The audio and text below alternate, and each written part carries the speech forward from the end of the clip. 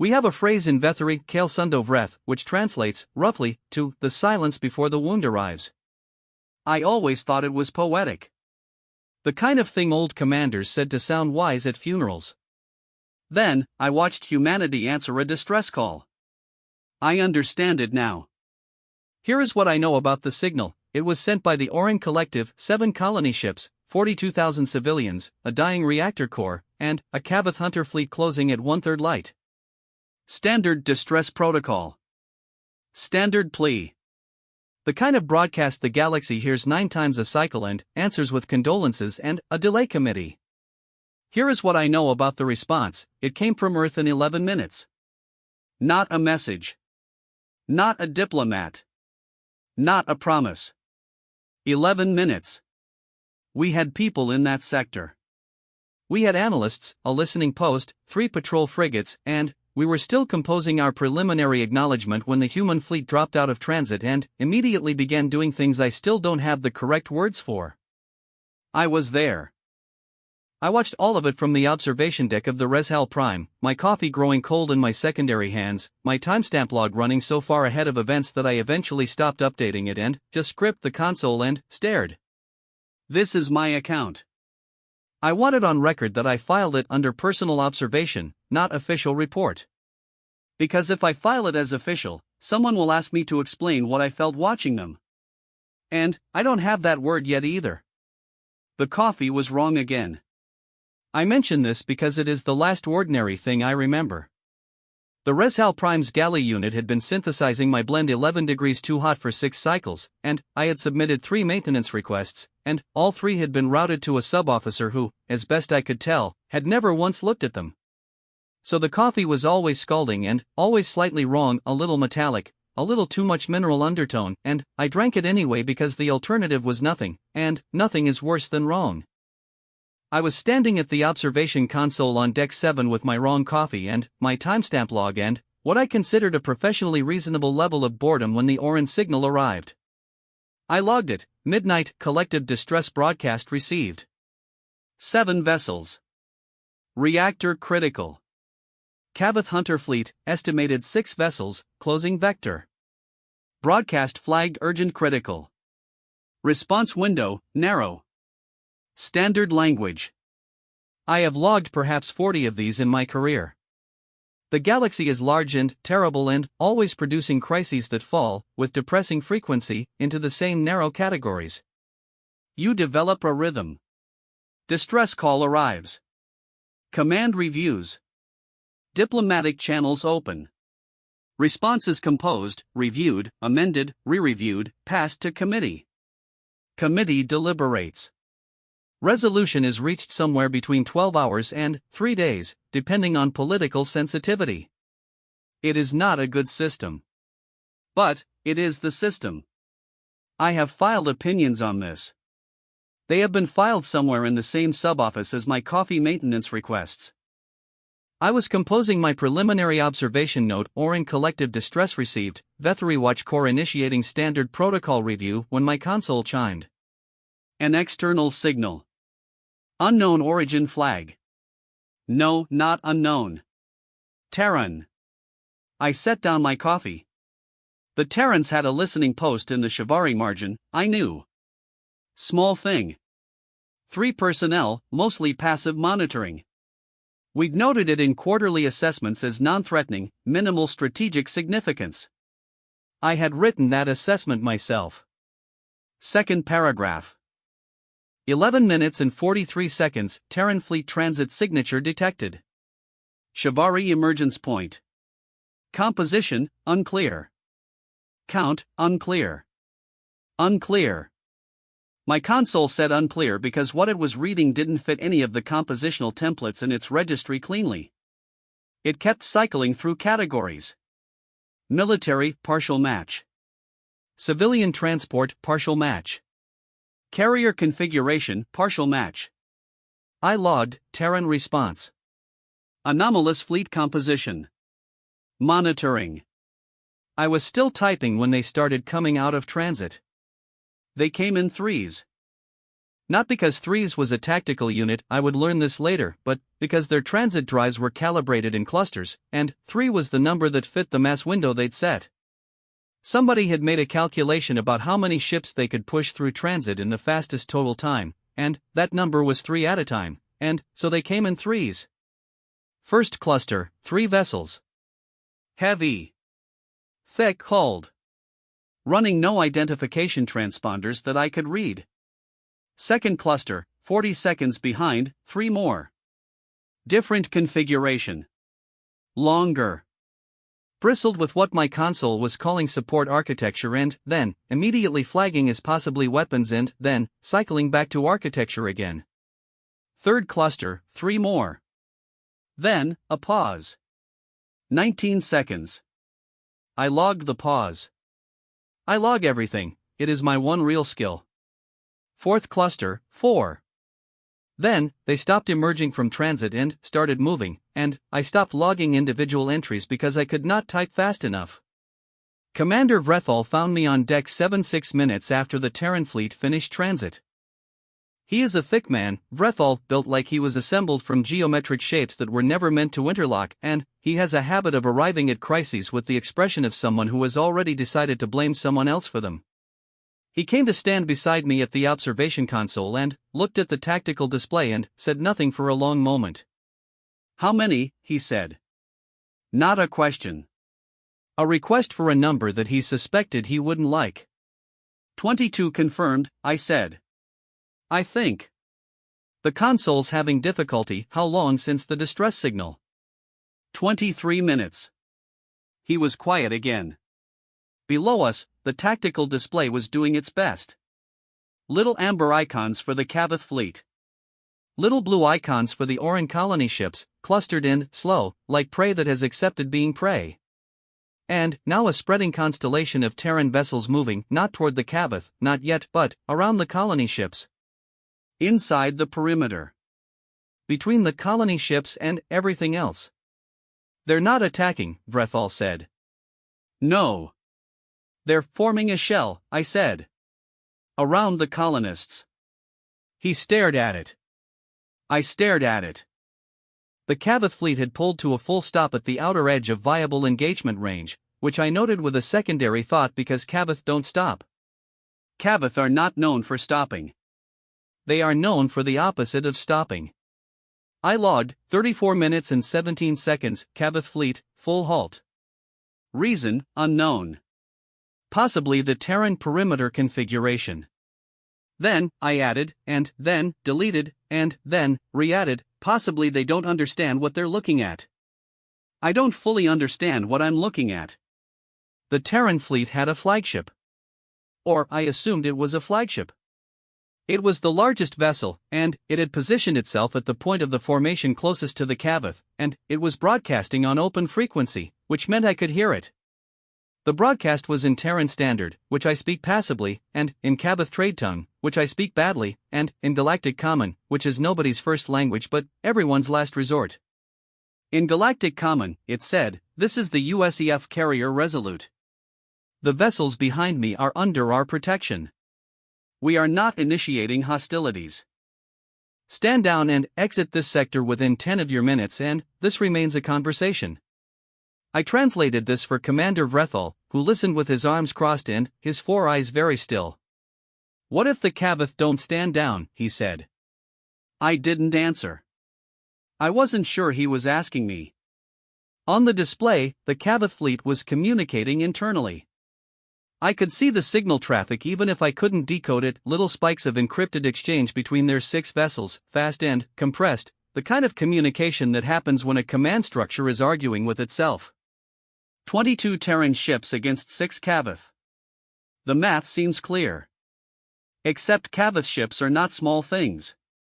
Cavith ships are built around a philosophy that I can only translate as aggressive permanence. They are made to be struck and keep moving, made to be boarded and keep fighting.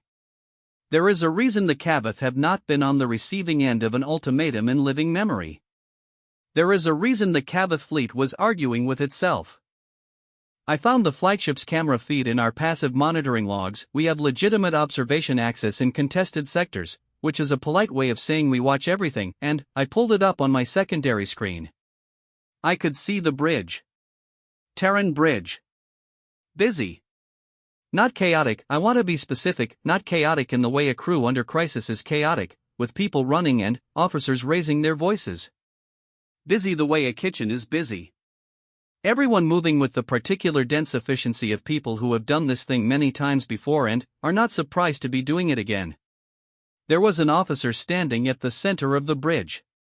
Female, I thought, though Terran gender presentation still defeats me sometimes. Dark uniform. Not young, but not old in the way command usually looks old, not softened by years of reviewing reports from chairs. This was a face that had been outside recently, I remember thinking.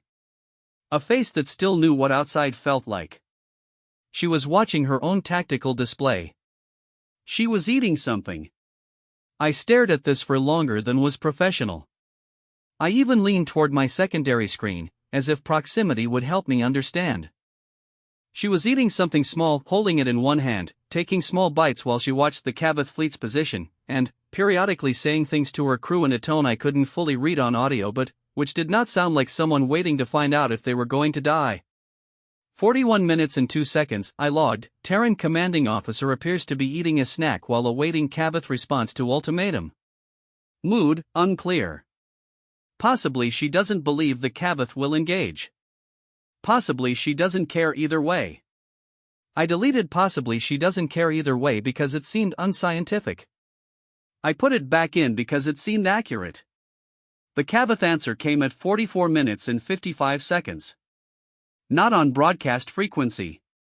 Not in galactic common. Not words at all.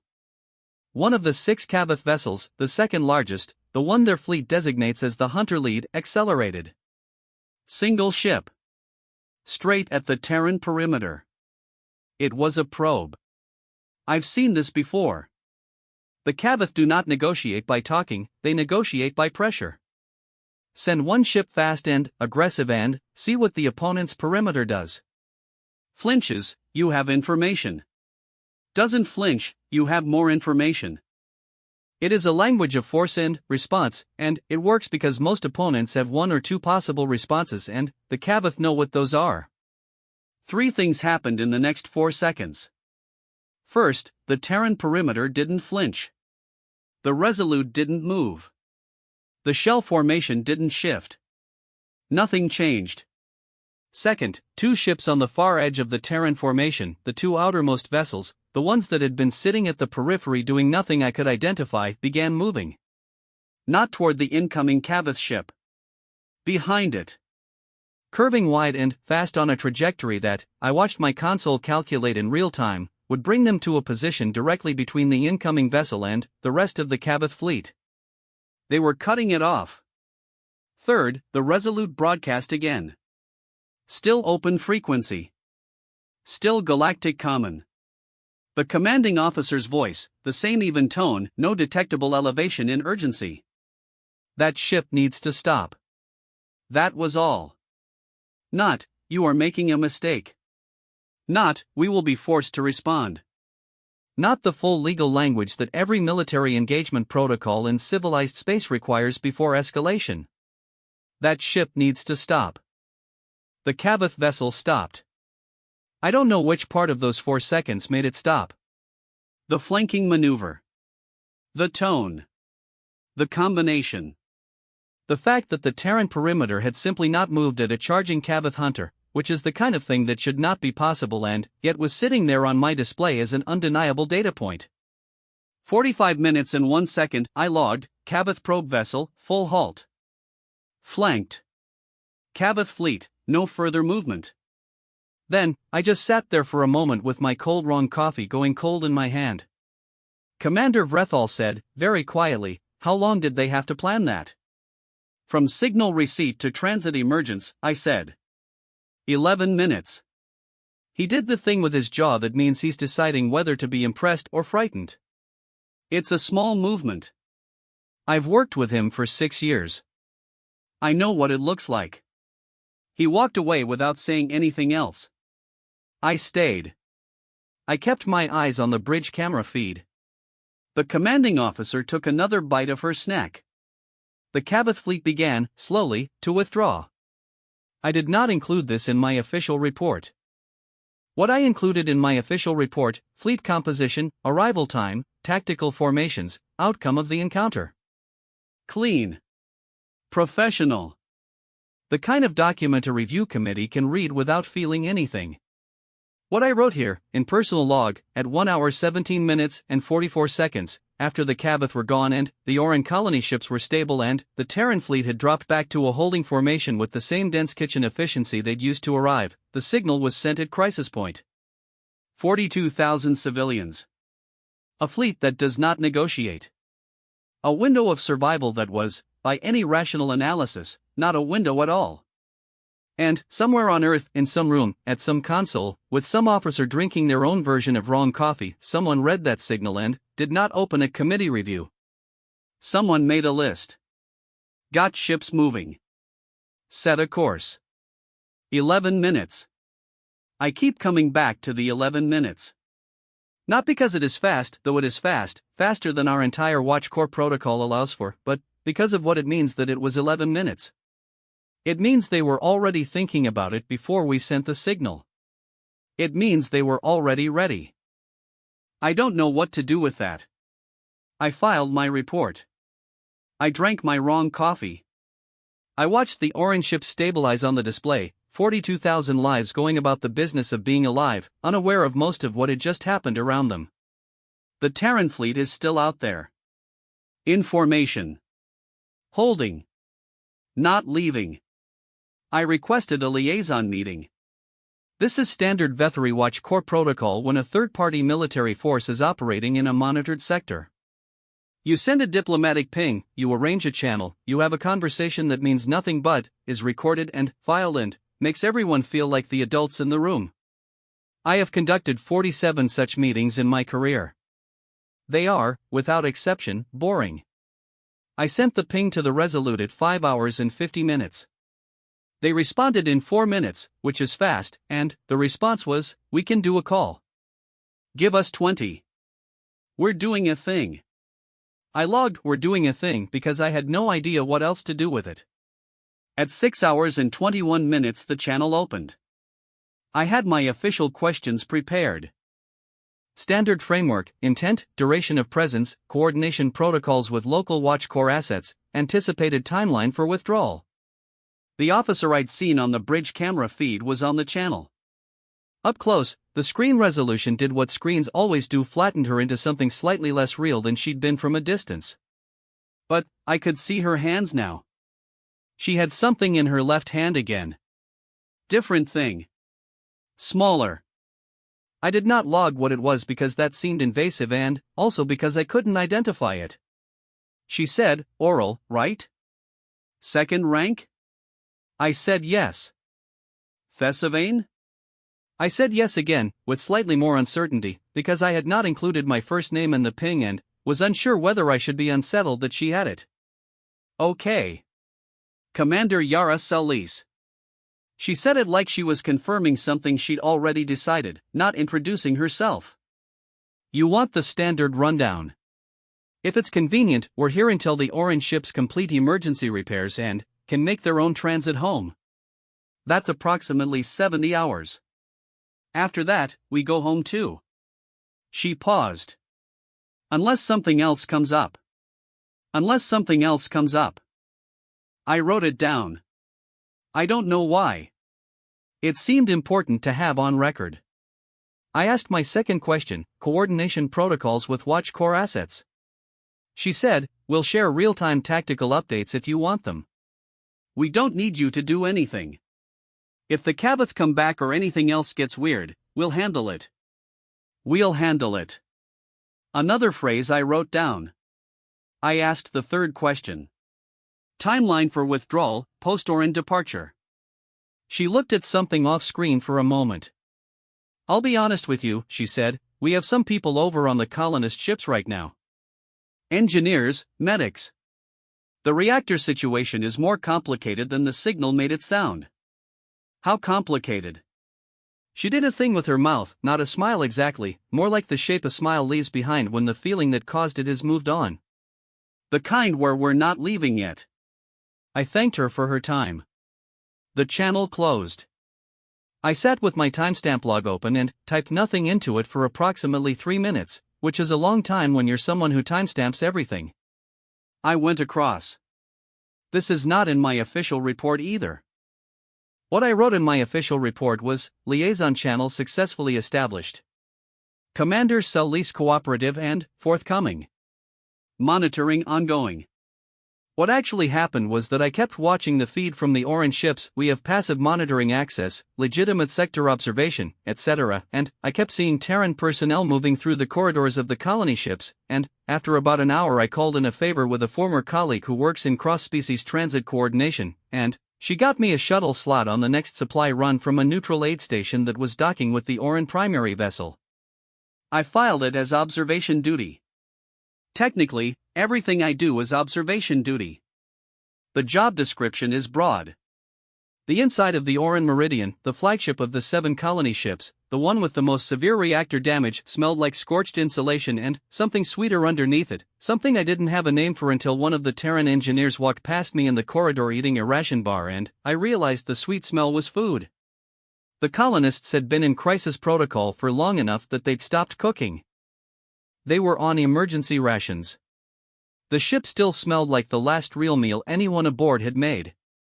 I noted this. Filed it somewhere in the back of my head under things that make abstract tragedy specific. The corridor I'd entered led toward engineering. I followed it because I had no other plan. The Terran personnel were easy to spot: darker uniforms, different equipment harnesses, the particular unhurried movement of people who are working hard but don't need to prove it. I counted 8 in the first corridor junction. For more ahead, near what looked like a junction access panel that had been opened and was now surrounded by components that, to my eye, did not look like components of one system. They looked like pieces of 3 different systems and 2 improvised bridges between them. Crouched in the middle of all of it was a human. Male, I thought. Probably. Very large Terrans come in sizes that still surprise me, even after years of service in sectors where they operate. This one had the specific largeness of someone who had spent a significant portion of his life carrying heavy things. Forearms that looked borrowed from a larger species. Shoulders that had clearly never been concerned about door frames. He was doing something with a piece of equipment I recognized as a reactor coupling interface and a piece of equipment I did not recognize at all. They were not meant to connect. He was connecting them. I watched him for longer than I planned. There was something, I want to be precise here, something not reckless about it. That's the only way I can phrase it. He wasn't improvising in the way that panicked people improvise, throwing solutions at a problem and hoping. He was working with the quiet focus of someone who has decided that the gap between what's possible and what's necessary is just a problem to be solved, and problems get solved by working, and he would work until it was done or until the ship fell apart around him, and he seemed genuinely unbothered about which one happened first. A veterinary engineer would have filed a report. Requested compatible parts. Escalated to command. He was connecting things that didn't connect. A Terran woman appeared at my shoulder and startled me considerably. Short. Very short. I adjusted down 3 size estimates in rapid succession. Hair pulled back in a way that suggested she'd done it without looking at a mirror. Holding a tablet, which she was reading while also looking at me, a talent I respect enormously. "You're the Watch Corps observer," she said. "Yes. Sully said you might come over." She looked back at her tablet. "I'm Cho. Medical. You want the tour?" She said you might come over in the tone of someone who has worked with commanding officers long enough to know when they're being managed. I felt briefly and specifically seen. Then, I said yes to the tour because it was the only available option that involved more information. What Cho showed me, over the next 2 hours, was not a rescue operation. I want to be careful with that word because rescue implies that one party is helpless and the other capable, that the exchange is clean, directional, complete. What Cho showed me was messier and more interesting than that. In the medical bay, for Terran medics and 6 Oran doctors working on the same patients at the same time, the language barrier handled by a Terran translation unit balanced on a tray table between them. Not translation, negotiation. The Terran medics had protocols the Oran doctors hadn't seen. The Oran doctors had biological familiarity with their own species that the Terrans couldn't replicate. They were arguing in real time over every significant case and arriving at solutions that neither team would have reached alone. In engineering, not 8 Terrans. 40, when you included the ones I hadn't initially seen in the secondary corridors. They had brought equipment I couldn't identify. They had brought materials, raw components, not finished parts, in crates that they were cutting and shaping and reassembling into forms the original Oran schematics didn't include. The large engineer I'd first noticed was still in the junction. He'd been there, I gathered from context, for approximately 9 hours without stopping. I asked Cho how long her people had been aboard. "We got here fast," she said, which I interpreted as since before you started counting. "The reactor," I said. "Is it stable?" She considered this. "It will be." "How long? Before it is or before it won't be?" I had not considered these as different questions. I considered them now. Both. About 30 hours to get it stable enough to hold transit. About 4 hours before we lose the option of stable entirely. She checked her tablet. "So? A while." She said it the same way Commander Sellis had said unless something else comes up. Not dismissive, specific. The measurement was real, the pressure was real, and she was carrying it without letting it spill over into her face or her voice, which is a discipline I have practiced for years and, apparently, have not mastered. I asked, because I couldn't stop myself, "Are you concerned?" She looked at me like she was recalibrating. Not offended, recalibrating. Like I'd asked a question in slightly the wrong language and she was finding the right translation. "I'm working," she said. I found the large engineer. Cho told me his name was Vasquez, staff sergeant, which I wrote down incorrectly the first time at hour 11, still in the junction. He'd eaten. The wrapper of a ration bar was folded and tucked into a pocket with the fastidiousness of someone who has spent time in environments where loose debris is a danger. He was lying on his back inside the panel access, both arms inside the wall up to the shoulder, doing something I could hear but not see. I crouched at the edge of the access and said, "How is it going?" He said something that my translator flagged as too idiomatic to render accurately, which means it was profane or very regional or both. "That good," I said. "Ha!" He didn't stop working. His arms shifted. Something inside the wall made a sound like 2 ceramic plates disagreeing. Other guy would be done by now. Better with his hands. What other guy? Martinez. He's on the secondary coolant junction, starboard. Better hands. A pause. Faster. I'm slower but I don't stop. I don't stop. I wrote it down. Filed it in the back of my head next to the sweet smell of the last real meal. "Will it hold?" I said. He was quiet for a moment. Not ignoring the question, considering it with the seriousness it deserved, which is the answer you want and the answer that worries you simultaneously. "It'll hold," he said. "Might not hold pretty. But it'll hold." He shifted again. The ceramic plate sound, again. Then, a hiss of something releasing, and the distant hum of a system resuming that had not been running when I came aboard. Something had been fixed. He pulled one arm out of the wall just far enough to wipe his face on his sleeve. 19 more of those, he said. Then, we get to the fun part. What is the fun part? The part where we find out if the thing I just did was right. He put his arm back in the wall.